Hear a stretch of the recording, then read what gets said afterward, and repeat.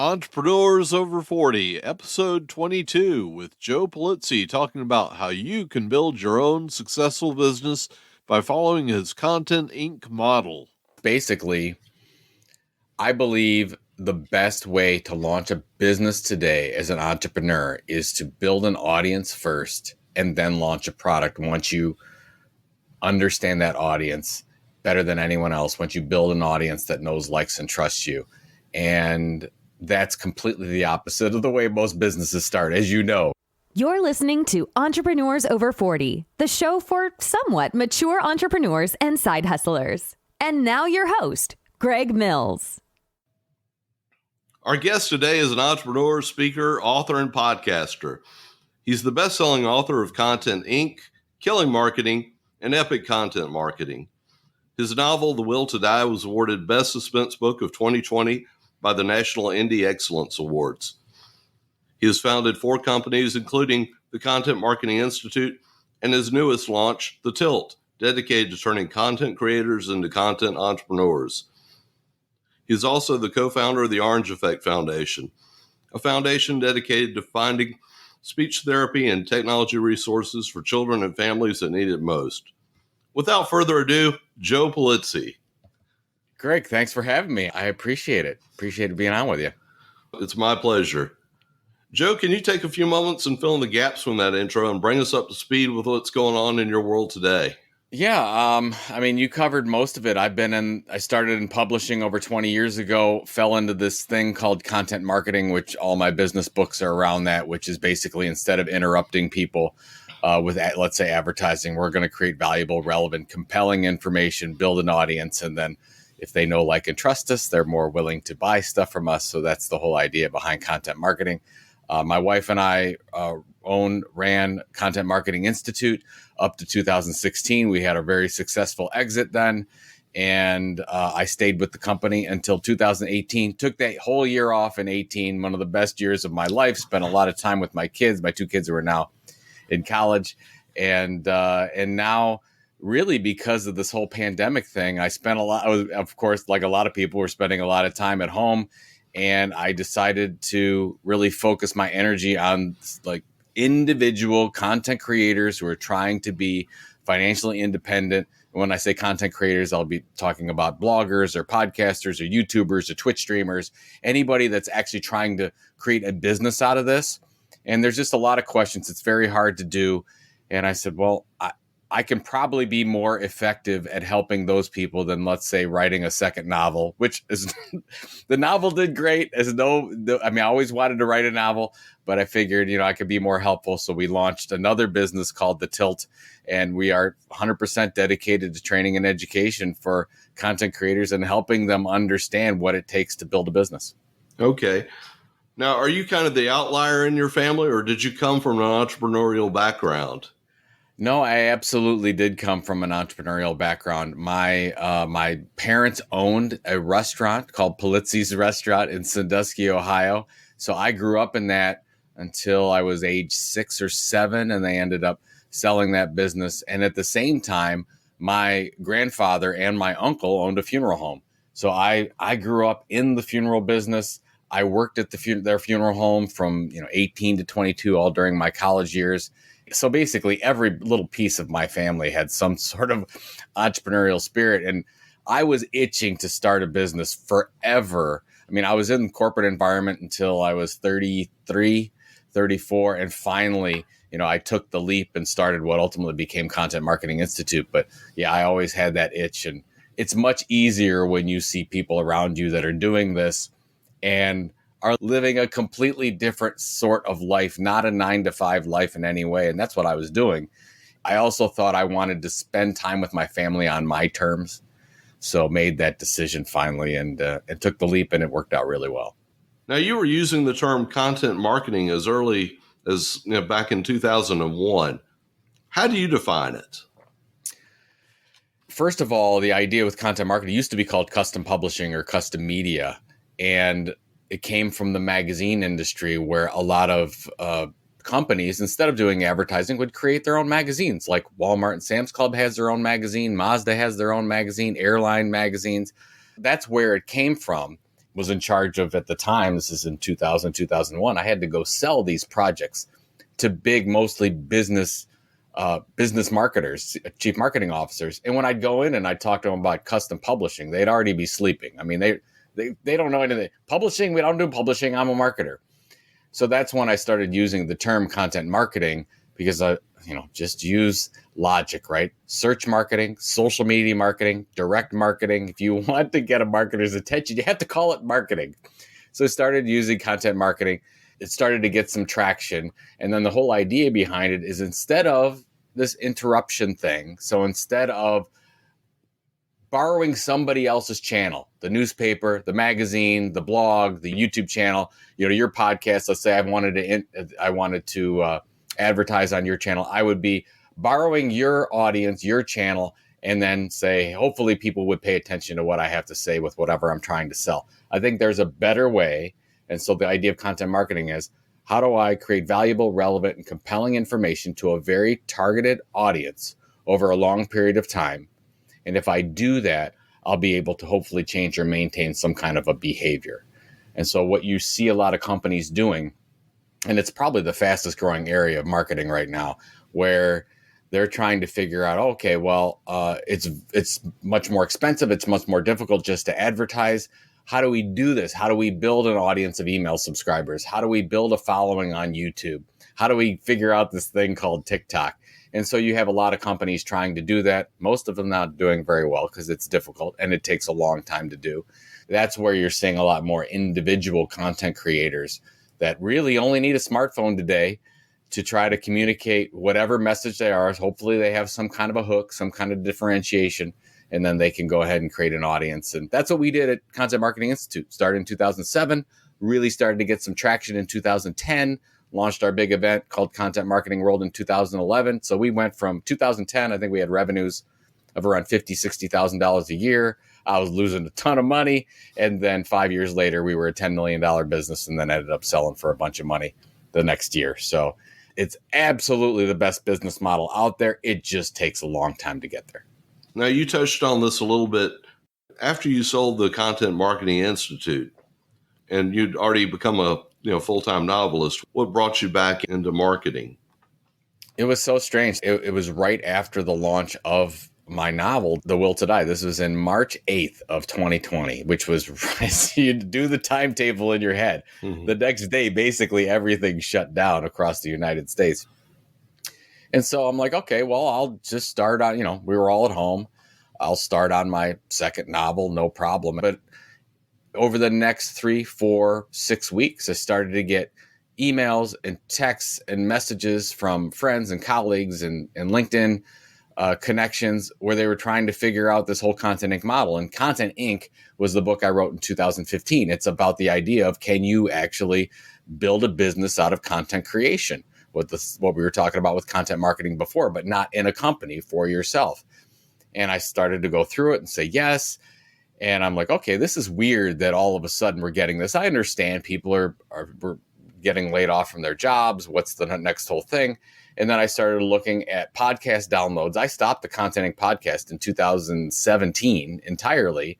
And I looked at the downloads, and the downloads were going up. And I'm like, this is really strange. It's 3 years. I haven't touched this thing at all. Downloads are going up. I'm like, okay, let me check book sales. 2015 was when the book came out, and I'm checking book sales. Book sales are up too. So I'm like, okay, something's going on here. There is a whole movement here toward this idea called content entrepreneurship, as we call it now. And I said, I think I can do more good in this area. So I went back to McGraw-Hill, a publisher of Content Inc., and I said, I think there's something here. We look at the data. Am I right? They said, yep, absolutely. We think there's a need here to update this version of Content Inc. So we created the second version, produced it in 2021. And I'm working through all the case studies and everything, Greg. And I'm like, well, I can't just do the book. We have to do the whole thing. Like we're gonna go big or go home. So we said, okay, well, let's create the destination. So we created the Tilt, which is, a place, a 2 times email newsletter we send out to content creators to help them learn the business side of content entrepreneurship. And now we're launching training and we're doing the whole thing. So basically, if the pandemic never happened, Greg, I would probably be on the series of The Will to Die mystery thriller series, but instead now I'm back on the content business side, and I'm having a great time. And it's amazing meeting all the people and all the issues and all the opportunities. I've never seen anything like it. And it's fun to work with individual entrepreneurs now instead of working, and nothing against working with corporate marketers. I love them. That's what we did at Content Marketing Institute, but there's just something about working with entrepreneurs again that's really exciting. Yeah, if you want to make God laugh, tell him your plans. That's the truth. What's the underlying concept for Content Inc? Can you go over that just a little bit? Basically, I believe the best way to launch a business today as an entrepreneur is to build an audience first and then launch a product once you understand that audience better than anyone else, once you build an audience that knows, likes, and trusts you. And that's completely the opposite of the way most businesses start, as you know, right? Oh, they have a product. We have an amazing product. We have a service idea that's going to be great. So you do the whole thing, right? You figure, oh, what's the product? What's the price? What's my distribution? What's my marketing plan? All these things. And you really don't know whether or not that's going to work. And if you look at any of the data out there, most entrepreneurs fail. 90% of all these businesses are failing. 50% are dead in the first couple of years. And it's very hard to be successful as an entrepreneur. And I think one of the reasons is we start out thinking we have this great idea without really understanding the market dynamics, without really understanding the audience's needs or pain points. And so we flip the model. And this is how we launched Content Marketing Institute. We said, okay, well, what if we build an audience first? We happen to do that through a blog and an email newsletter. Some people do it through YouTube, some people through Instagram, some people through a podcast, whatever, doesn't matter. But you build that audience first, you deliver consistently over a long period of time. That audience begins to say, hey, I really trust that person. And they also will tell you exactly what they want to buy. So as you start to go through and figure out what your products and services should be, you're like, okay, this will work, this won't work, whatever. So for example, with Content Marketing Institute, this is 2010, I was basically doing consulting to keep the lights on. We didn't really know what we were going to do from a product standpoint. And then I started to get, again, emails, chats, notes from friends, from subscribers. Then they would say, Joe, do you have any training in your organization that you could help us with? Joe, is there any large in-person events for content marketing? Those types of questions were asked. And I'm like, well, no, there's not, but there should be. So we ended up launching those things. And like, for example, the event was a huge success. We were hoping to get 150 people into Cleveland the first year. We ended up getting 600 that year. The event became the largest event in Cleveland, Ohio, up to 4,000 attendees. And I'm like, this business model works. Now it takes longer. You have to make it through the early days. You have to figure out how you're going to keep the lights on, and you're going to have a lot of bologna sandwiches and ramen noodles. But once you build that audience and you figure out what those products and services and revenue sources will be, then you can see some hockey stick growth in year 2, 3, and 4, which is what we saw. So basically, and this is how we're launching the Tilt as well. I have ideas of how I think we can generate revenue for the Tilt, but right now all we're doing is building an audience of subscribers. And I believe that once we get to the point, like we already know that training is a need, so we're figuring, okay, training will be the first thing we do. I don't know what's going to be next. But if you can do that model, so a lot of people can't because they don't have the patience, but if you can do that model, it's the absolute best model because you already have built your database of customers. They're your subscribers. So if you work for the last year and you have 10,000 email subscribers, which is what we're getting to on the Tilt, I already know they open our emails, they love us, they share our stuff on social media, they already have told us what products they want to buy. And as soon as we launch, I'm expecting them fully to buy those products. And then here we go. So that's the idea. It's a scary business model, but I think it's one of the best ones out there. Okay. Now, in your book, Content Inc., you talk about the 7 steps of starting a business using that model. Can you walk us through those briefly? Sure. Yeah. Briefly, I'll walk you through. There's 7 steps. So the first 2 steps are figuring out your strategy. So the first is a sweet spot. So basically, what are you going to talk about? What are you going to create content around? The sweet spot is the intersection between what your expertise is, your knowledge or skill area that you have, that you know, and what is your audience's desire on the other side? What's their pain point? So you have to figure out, who is my audience? Who are we going to target? Be very specific.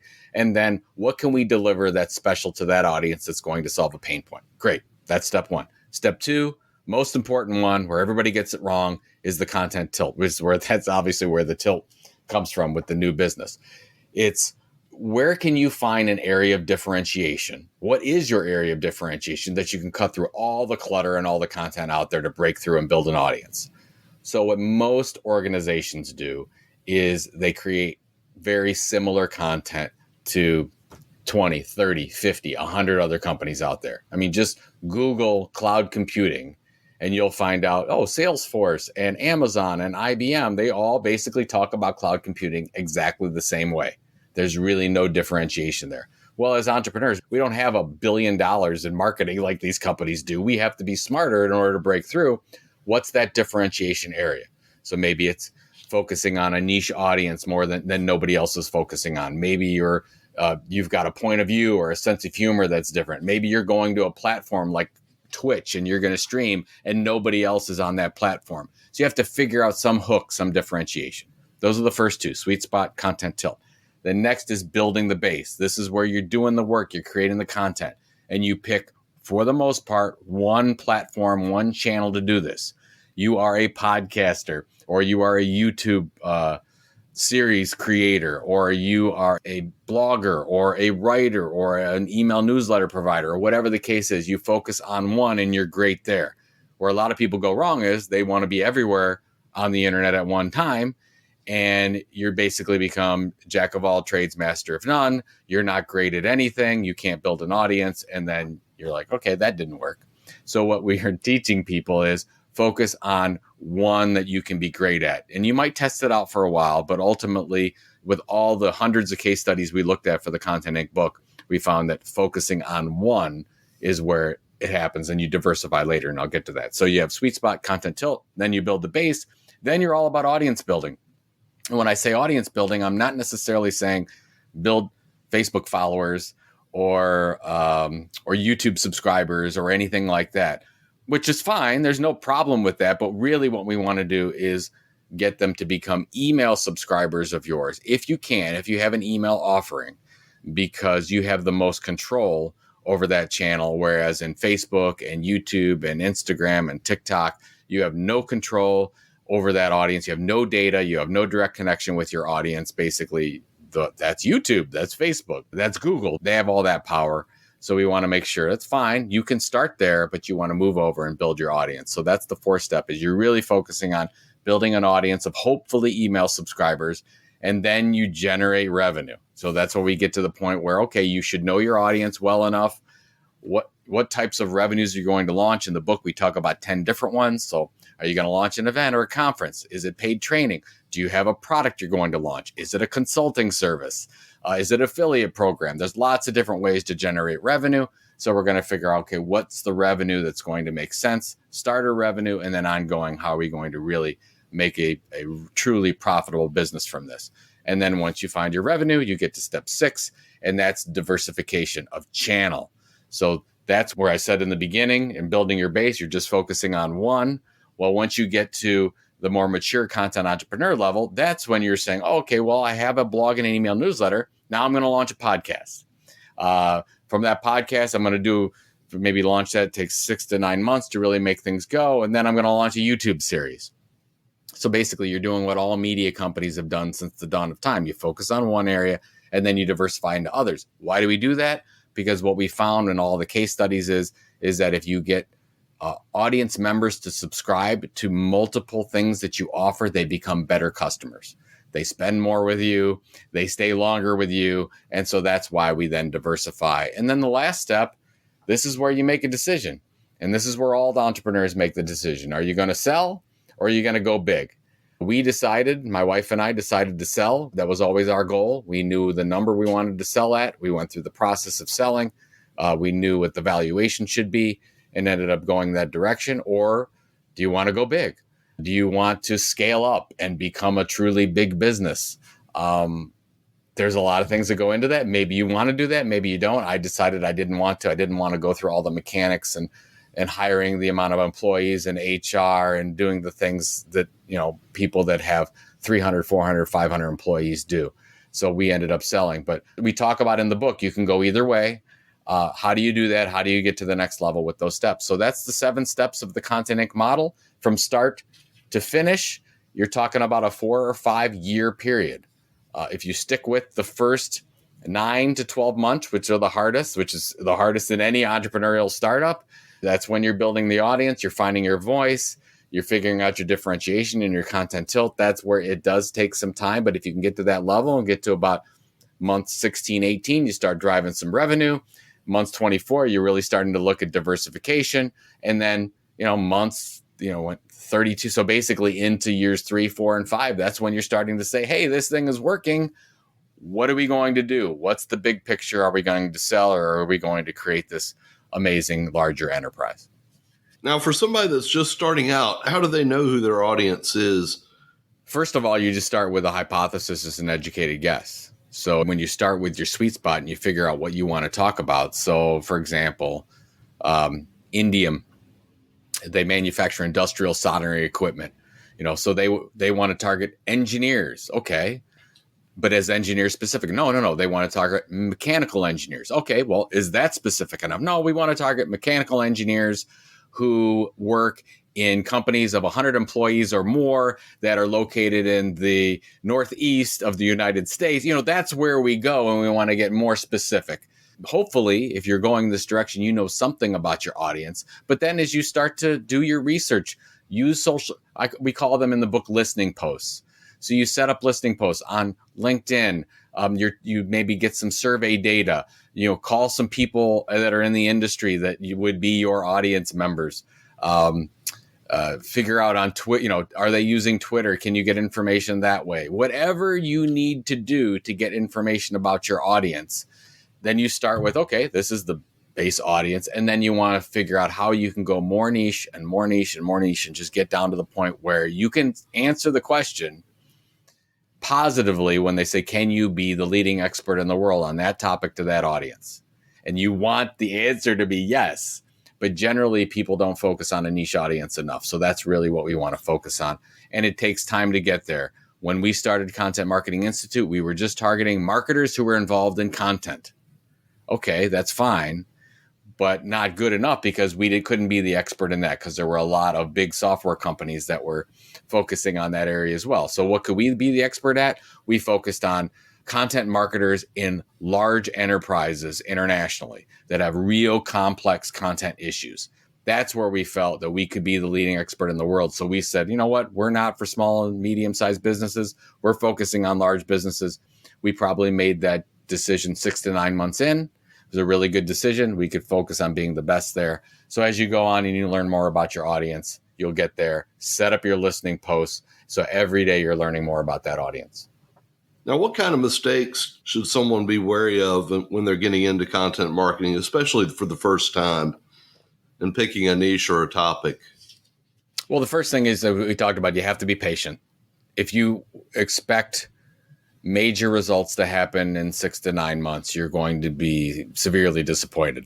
It takes a long time to build an audience, generally that 9 to 18 month mark. So that's one. The second thing is they don't have a content tilt. You have to really ask yourself, what's your differentiation? Why you? Why should people care about what you're sending out by your podcast, your blog, or your email when there's 100 other ones out there like it? It frustrates me, Greg.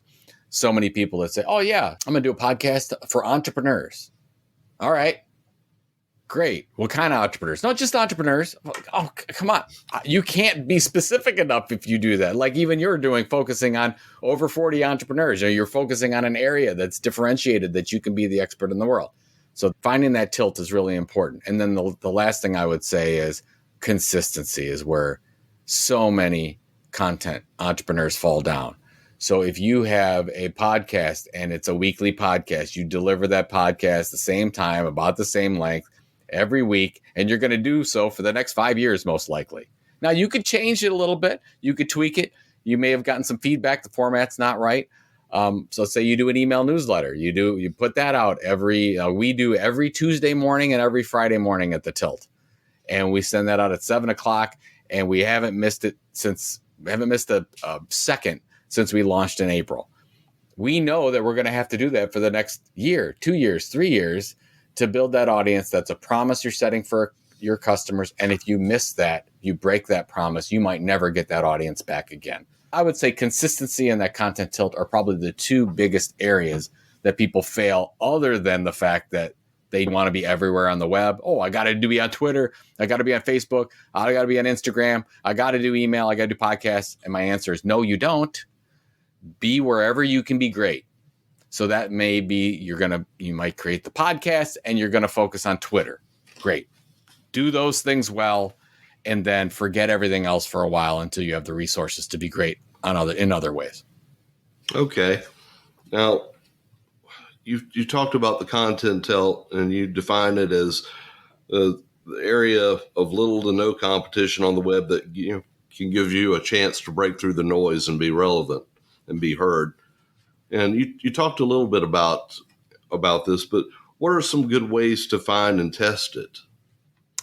So my favorite tool in the world is Google Trends. And a lot of people just either don't know about it or don't use it. So basically, Google Trends is a bunch of data that Google puts out on what people are searching for.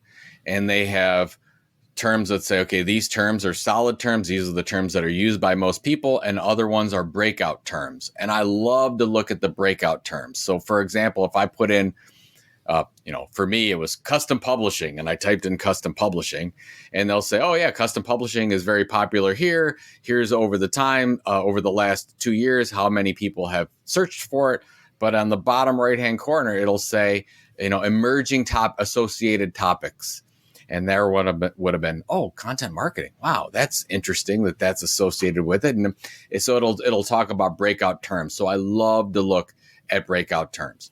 So that's the one area I would look at. The other area that I love is to actually create your own category. Staying on the topic about what we did, we chose to go after content marketing. Not a lot of people were going that direction. We felt that was going to be the thing.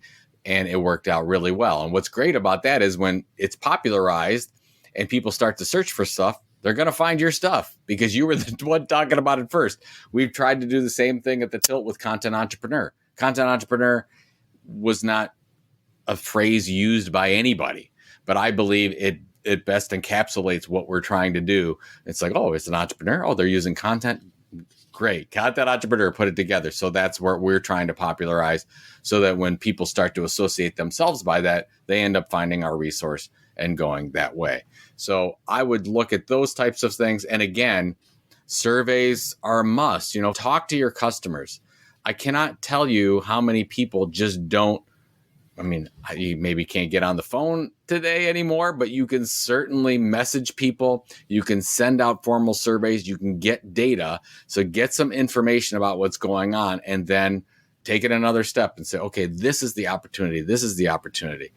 Probably the number one opportunity then with really finding that content tilt is taking your audience and going a little bit deeper and a little bit more niche.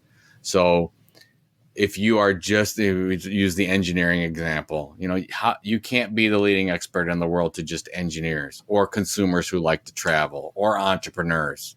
But that's where most people start. So you really have to take it and start to break those down into small niches and say, we need to get to a point where we can actually be the resource for the industry for that audience.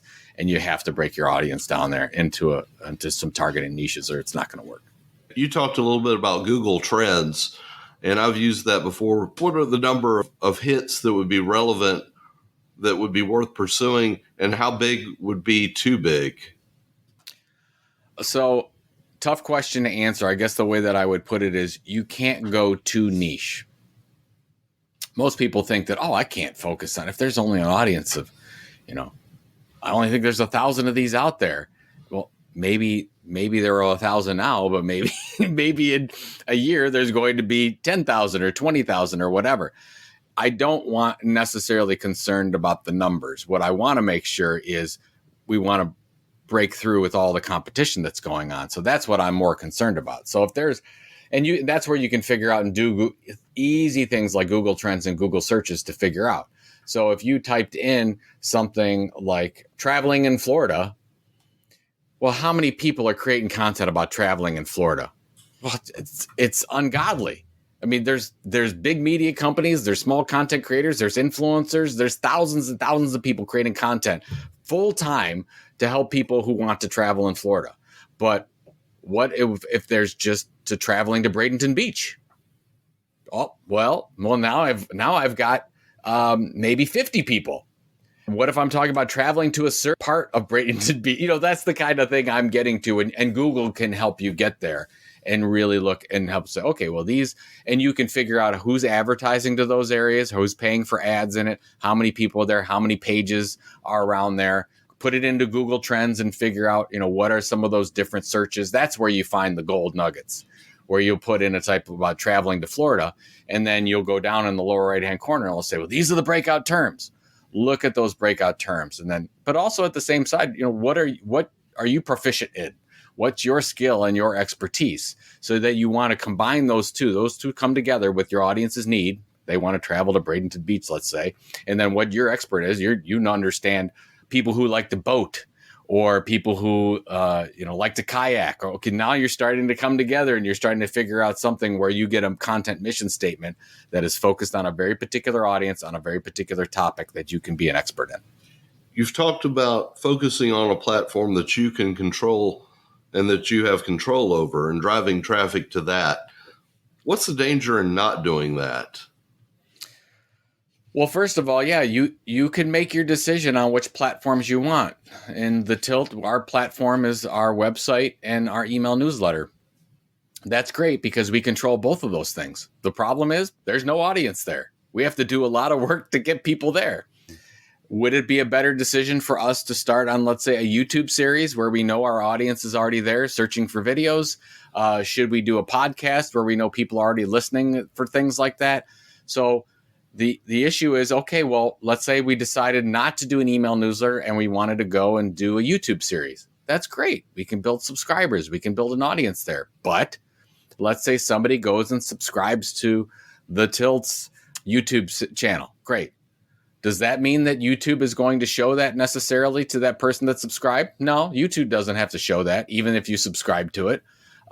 Let's say that we say something that YouTube doesn't like and Google wants to kick us off. They can absolutely kick us off and block us the next day. We've seen that happen on Twitter all the time. People get blocked on Twitter and they don't know half the reasons why they get blocked on it. And then, YouTube or whoever will change the algorithm. That's happened a ton on Facebook, where somebody has built a Facebook following and then all of a sudden Facebook changes the algorithm, and instead of 50% of your audience seeing your post like they used to 5 years ago, now less than 1% of those people see what you're posting.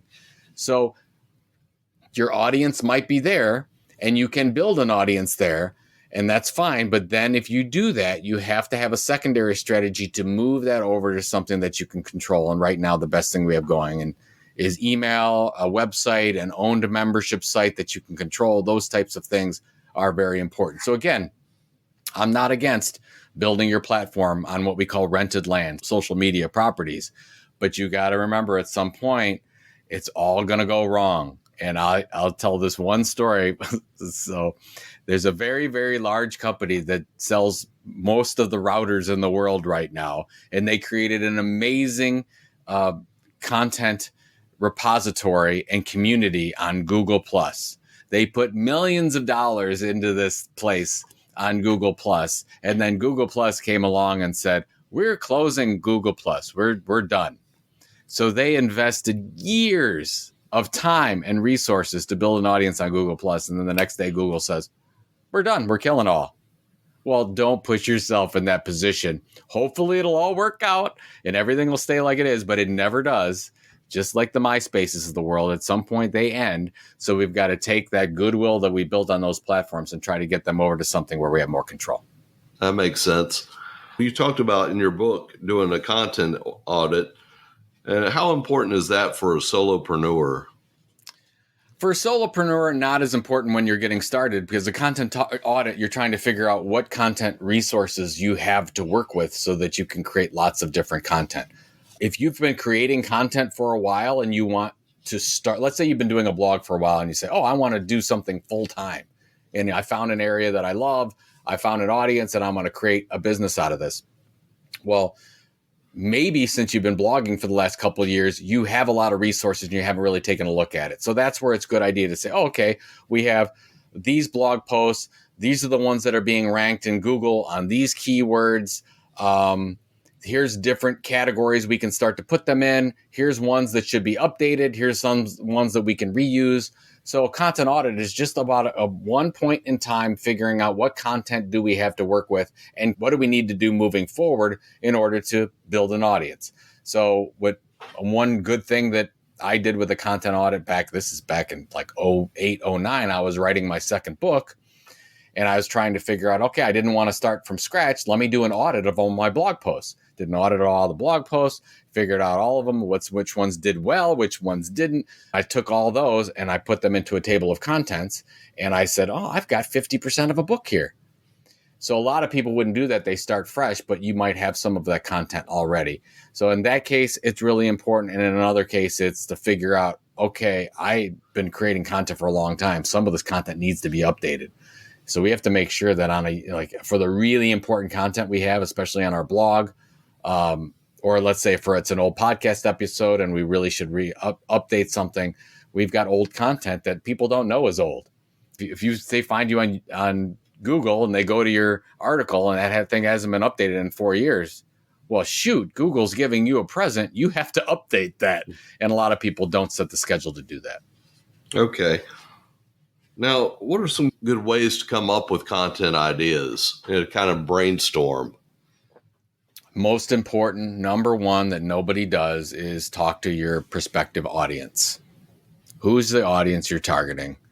Figure out what their pain points are and what keeps them up at night. I love surveys. So if you have an audience already, so let's say that you have an email list of a couple thousand and you can do a free Google survey and figure out, okay, here's the things I'm struggling with and get some answers. That's great. I'll give you an example. We have a Discord group, which is, if you're not familiar with Discord, it's like an online chat group as part of our Tilt organization now.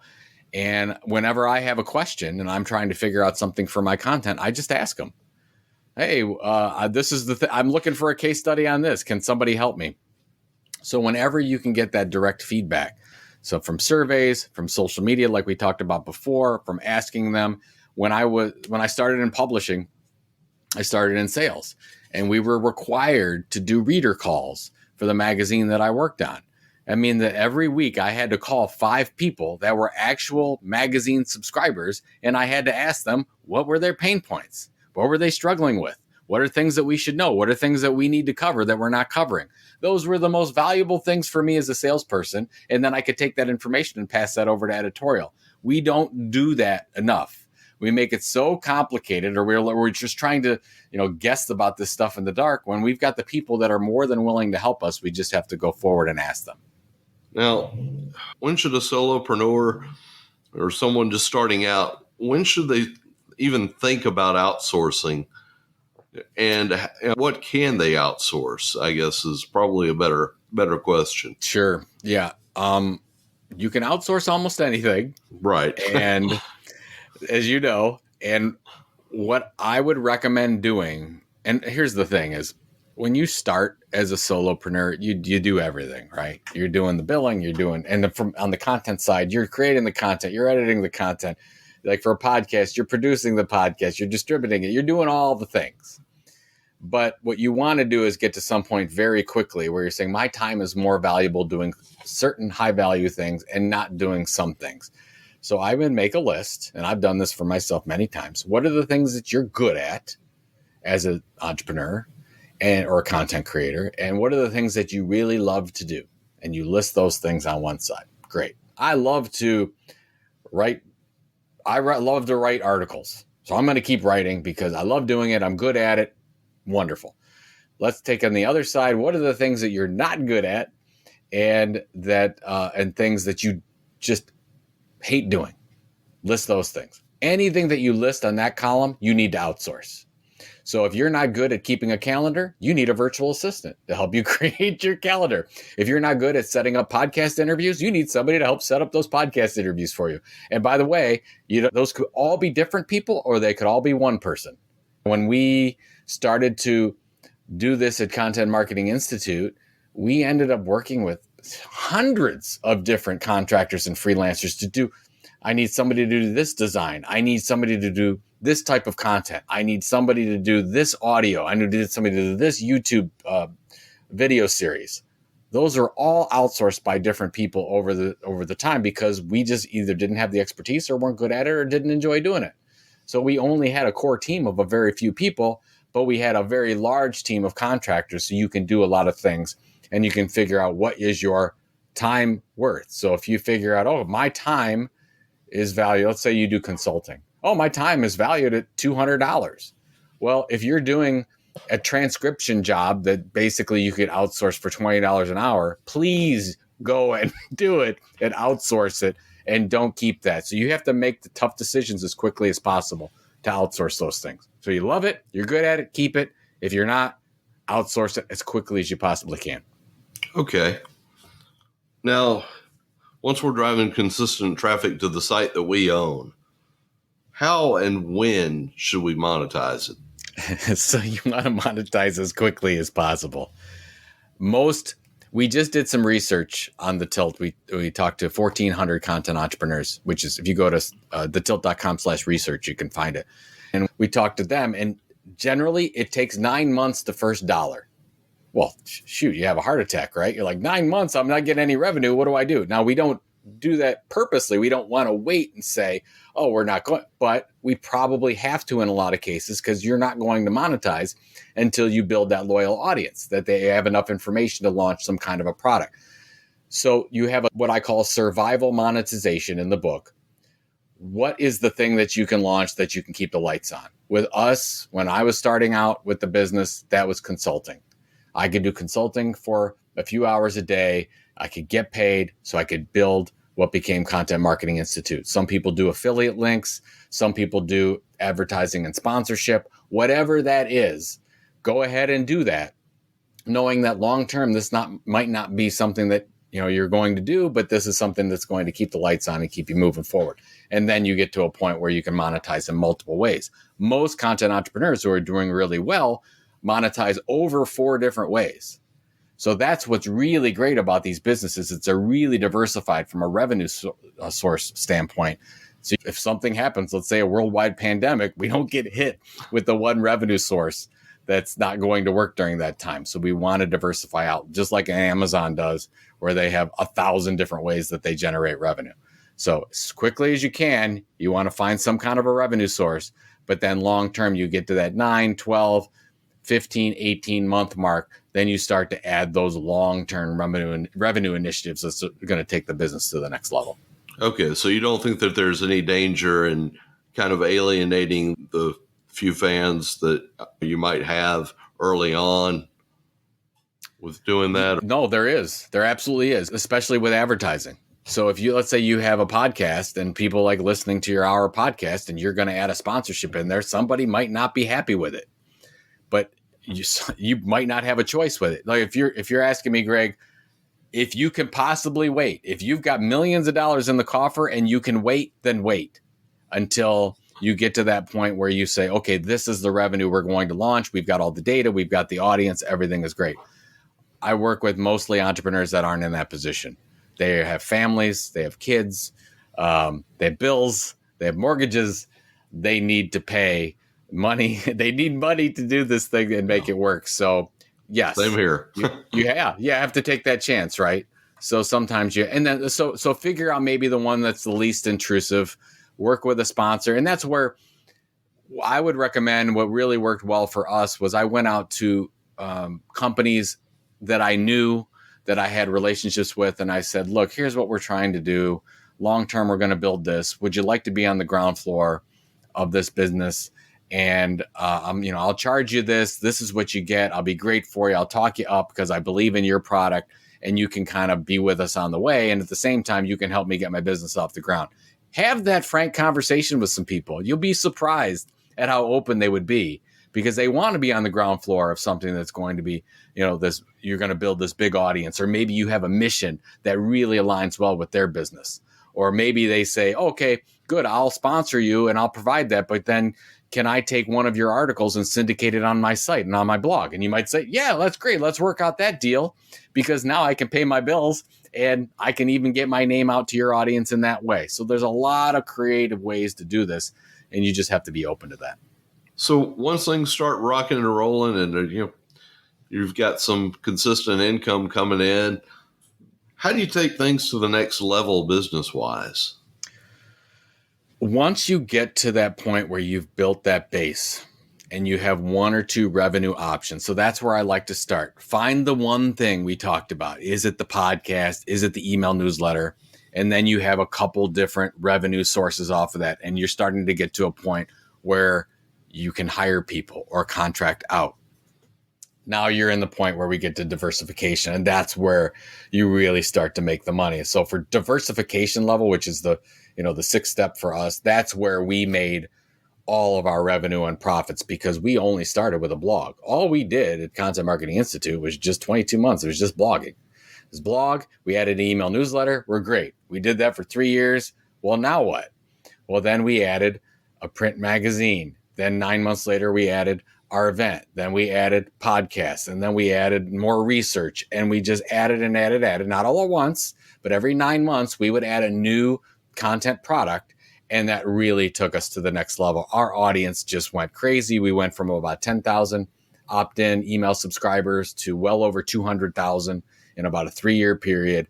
That worked really well for us. The event, as I said, started just a couple hundred, went to 4,000. That event, it was a $6 million event all by itself. Those are the things that would have never happened if we didn't get to diversification. So that's where you get to the point where, great, I built this thing. I built the podcast. We're working. I can be financially free just from this. Now we need to go big. And how do we end up going big? And we need to add on these new channels. Now, taking a little bit of a leap, why did you start your own cryptocurrency, Tilt? We did, yes. I started to. So this is in October. This is before we even decided to launch the Tilt. I was looking at social tokens, creator coins. Mm-hmm. And I'm a big crypto guy, have been for many, many years now. And I started seeing some of these individual creators launch tokens. And I'm like, okay, well, what is this all about? So I started to do research with it, found a platform, which is rally.io. So they handle a lot of the mechanics of it. And we launched Tiltcoin in March of 2021. And basically, I would think about it like a loyalty reward system. Like you get Marriott rewards, but 1,000 times better, where people that are really good subscribers, really good audience members, really good community members, you can give them your creator coin for being good audience members.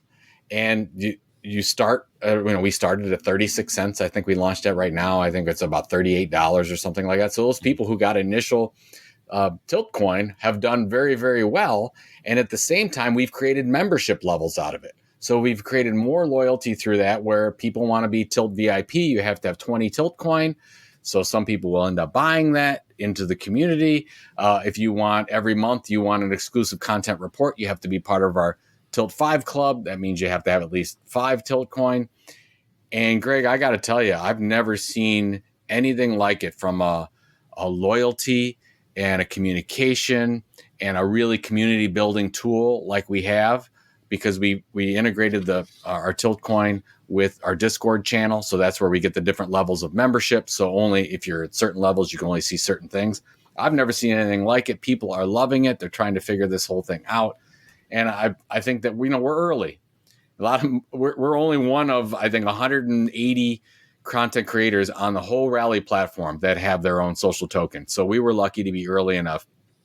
I think in the very near future, you're going to see brands, individuals start to tokenize because they can, because the technology is there, and you can now have something that your audience, your community can start to profit with you along the way. Now, I don't ever pitch that Tiltcoin is going to the moon or anything like that. I talk all about it, about we want to hold this thing together, and you get membership, you get value from a membership, just like you would with any kind of loyalty program. That's how we're pitching it. But if they can also benefit financially from it, all the better. So it's worked out fairly well. And I think that we're just at the very first inning of this thing. And there's something huge where you're going to see brands tokenize, content creators tokenize. We're already seeing it with NFTs that have just taken off. There's something here that hasn't been done before. Okay. Now I know we're coming close to the top of the hour. Do you have time to talk about community marketing or? Mm-hmm. Okay. Yeah. So as we've talked about for this last hour, I'm a big believer in building your own audience. I think that if you talk about building a community or being part of a community, that is more powerful. So I think that you have levels of making this Content Inc. model work. The first is I'm going to build an audience of subscribers. I totally think that that's the way to go. But then how do you get these audience members to become part of a bigger thing, a collective, a community? And if you can really be part of a community, that everyone can be financially rewarded in some way, a little bit like we were talking about with creator coins. But I think this is more of a philosophical discussion where I really believe the next business model for content entrepreneurs is everyone can make money off of this thing. Everyone can have an ownership. I'll give you an example. So Gary Vaynerchuk launched VFriends, which is his NFT program. So he wanted to launch an event. He called it VCon. So he's like, okay, what do I do? So he created 10,000 NFTs, non-fungible tokens, which are like, unique certificates to get into the event. And he launched them at like, I don't know, it cost like $1,000 to start a piece. Well, if you want to go to Gary's event right now, it's going to cost you about $60,000 for one ticket. If somebody was early in on that process as part of Gary's community and they bought it for $1,000, they could resell their ticket right now and make $50,000 in profit. And a lot of them have done that or more. And it's a rabid community. If you go on his Discord channel, he's got, I think, 150,000 people that are constantly talking.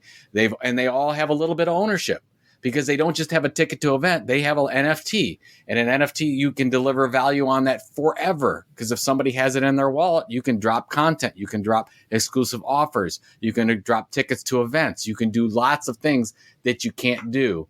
And I think that's the community marketing model now that I think we're talking about, is moving from audience to a community where everyone is on the same mission. Everyone lifts up.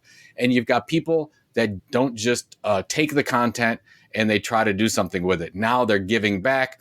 We're seeing people in our community. They're creating stuff for us, with us, all together. We're all on the same page. They're helping us on social media. They're sharing our e-newsletter because they want to be more valuable part of the community. And I think that's probably a better way to do it in the future, where you're going to see more of a collective approach where it's not just, oh, here's the content creator. Content creator is going to build an audience and content creator will have a successful exit and then maybe do it all over again or retire. I think the content creator says, oh, I can create this thing. I can get a community involved. We can make real change happen in some area and everyone can financially benefit. I think that's where we're going.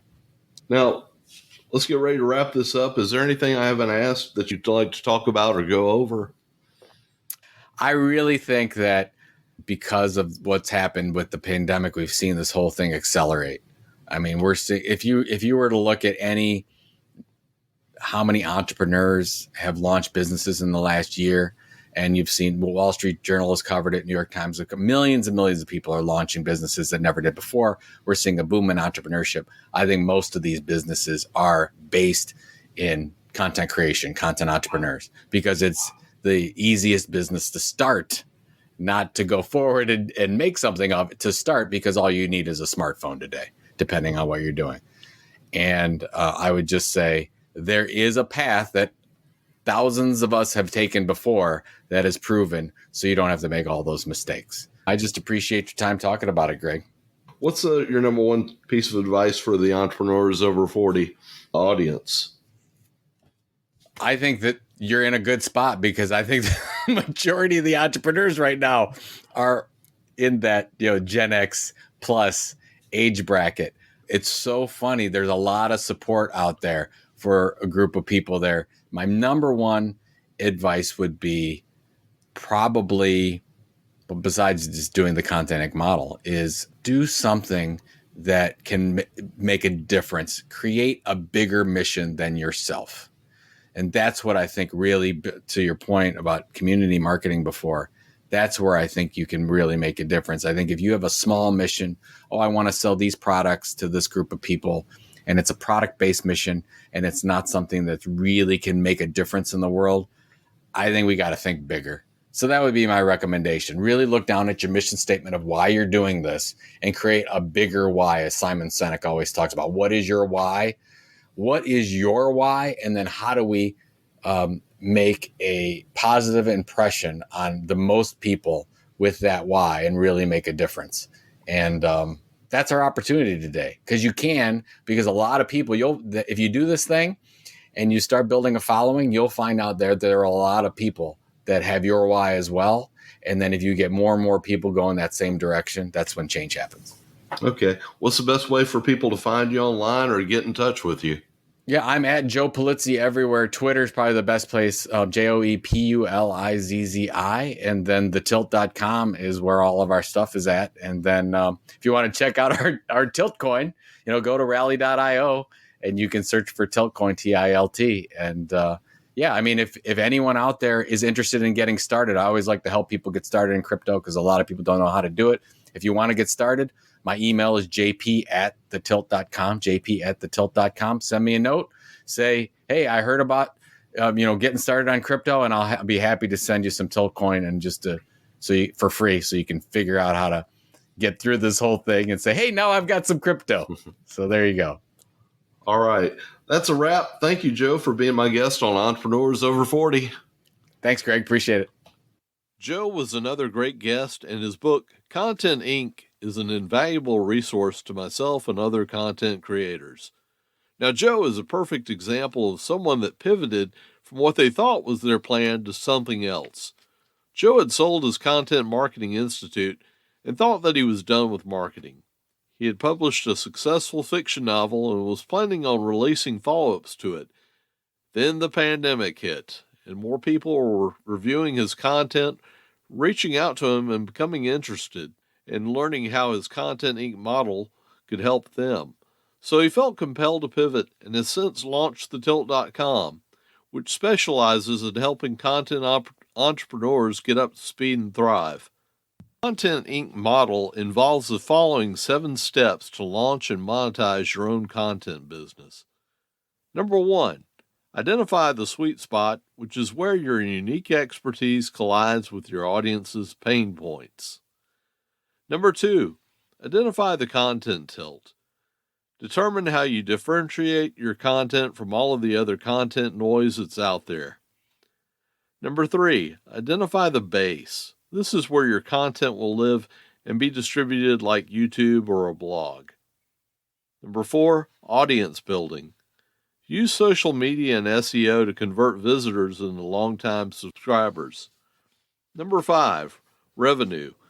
Identify a product and begin charging money for it. Number 6, diversify. Grow your business by going into other platforms. Number 7, sell or go big. Exit by selling or building an enterprise. Overall, Joe estimates that it may take 9 months before a business starts making any revenue, and that it typically takes 4 to 5 years before a business goes through all 7 steps.